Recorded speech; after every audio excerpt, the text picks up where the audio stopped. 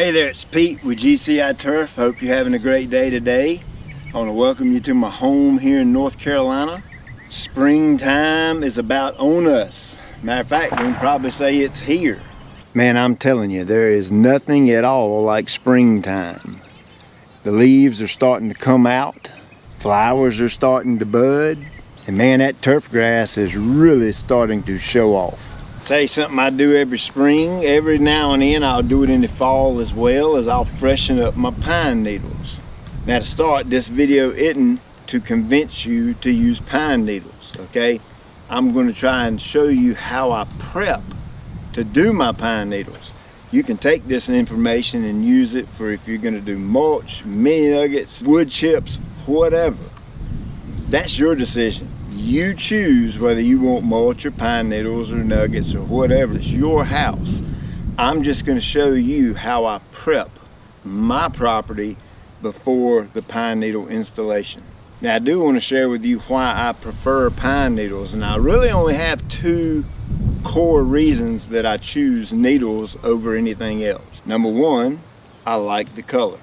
I like the reddish brown color that you get from pine needles. And of course, these are longleaf pine needles. I do not use slash needles. They're more what you would get at a big box store. You get a bale, you open them up, and it's just blah, trash falls out.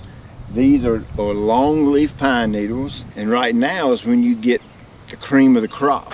So that's why I do them now, and of course I'll do them in the fall every now and then, depending on how they last during the year. But I just prefer that nice reddish brown color. Number two, they are simple to apply. You basically bust the bale open and start shaking them out. And you just want to make sure they're shaken out nice and evenly with no big clumps. I simply prefer this over mulch because of the labor. It's much easier to spread pine needles than to shovel mulch, in my opinion. I also want to remind you, subscribe to the YouTube channel, get on my email list, because May 1st we're giving away 5 battery powered backpack sprayers to 5 different winners, and you have to be on both of those to be entered. I'll link all that up in the description. You can check it out if you want to. So hey, let's jump right into it, and I'm going to kind of show you from start to finish the entire process of how I do it. I have variegated liripe, which is also known as monkey grass, that borders a lot of my natural area. Super easy to maintain. I cut it back to about 4 to 5 inches tall once a year, and that's basically all I do to it.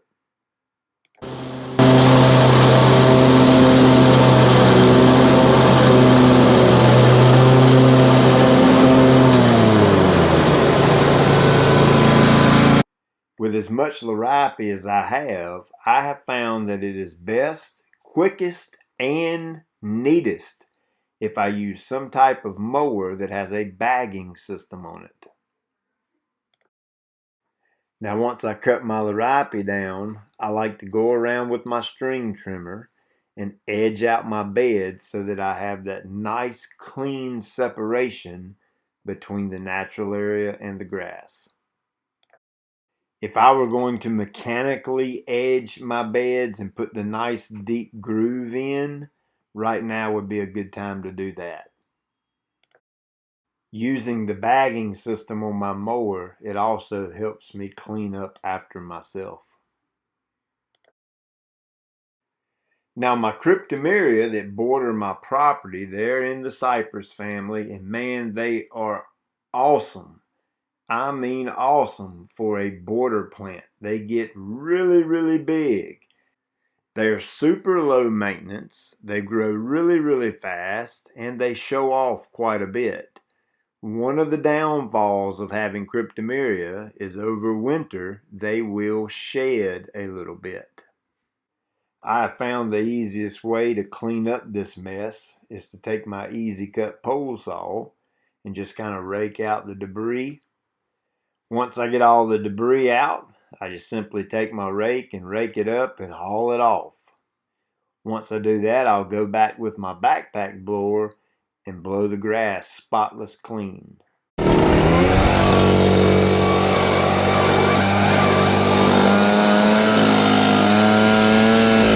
think these are some type of a boxwood or soft touch holly or something or another. And I ain't liked them since I planted them. And I've got one right here that's kind of checked out. So I'm going to take this opportunity and go in and get rid of them and put something back that I do like.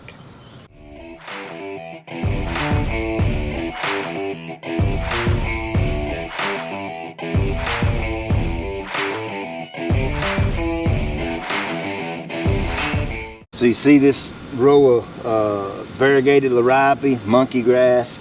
This cephalotaxis is getting a little big and crowding it out. So I'm going to take this second row out and use this over there.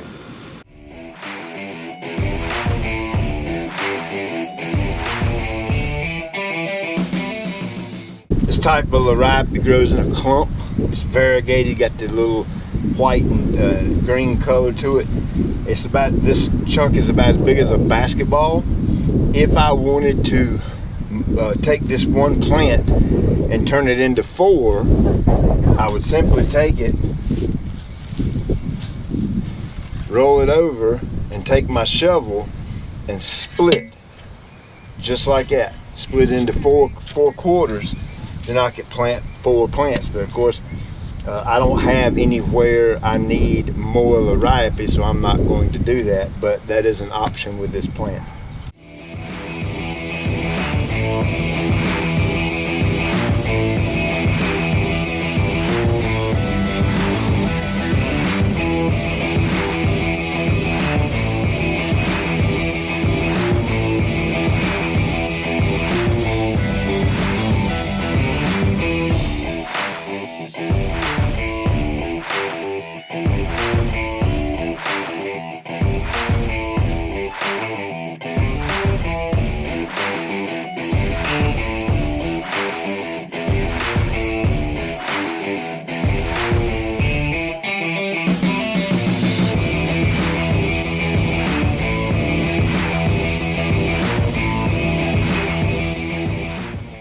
Now, one thing I do on my hard edges, and when I mean hard edges, I mean edges that are hard, like concrete or asphalt.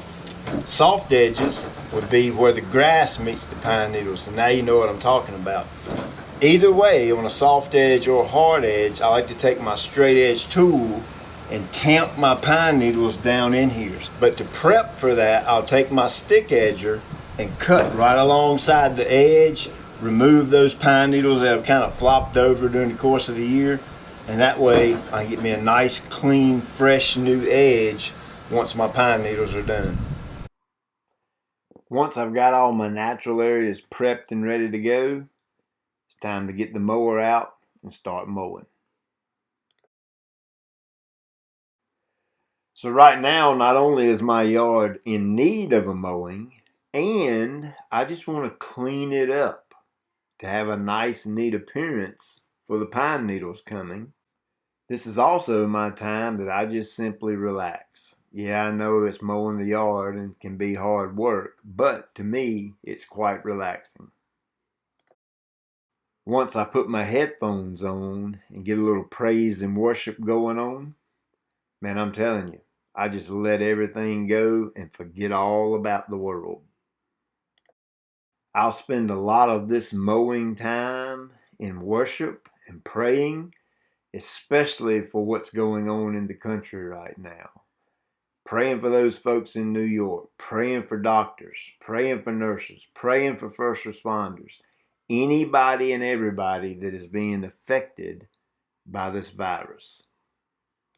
So I want to challenge you, next time you're mowing, how about trying to get your prayer right? Well, there you go. I know it seems like a whole lot of work, and yeah, it is. I've been working on this about 2 days, getting everything prepped and ready to go. But in the long run, it's well worth it. Like I said, I only do this one time a year, Now, of course, I'll keep on my bed maintenance, with keeping the weeds out and that kind of thing. And of course, I may have to do a little pruning here and there, and that's not a big deal. My landscape is laid out. I designed this for super easy maintenance. I'm real easy. I like things plain and simple, yet with a little bit of flash. And so my pruning is not all that extravagant here. So hey, I hope this helped you. I hope maybe picked up an idea or two to help you next time before you get ready to do your mulch or your pine needles. It'll kind of give you an idea how to prep for it. And look, I know with a lot of weird things going on in the country right now, man, getting out in the yard is a great way to kind of get your mind off things, okay? Get out in the yard by yourself, get you some headphones on, put your favorite music on, listen to it. Don't listen to the news with your headphones on. Put you some music on. Kind of get lost in the yard. That'll help you to take your mind off things. Know that we're going to get through this, okay? Know that God's in control and we're absolutely going to get through this. I appreciate you watching. I'll check you later.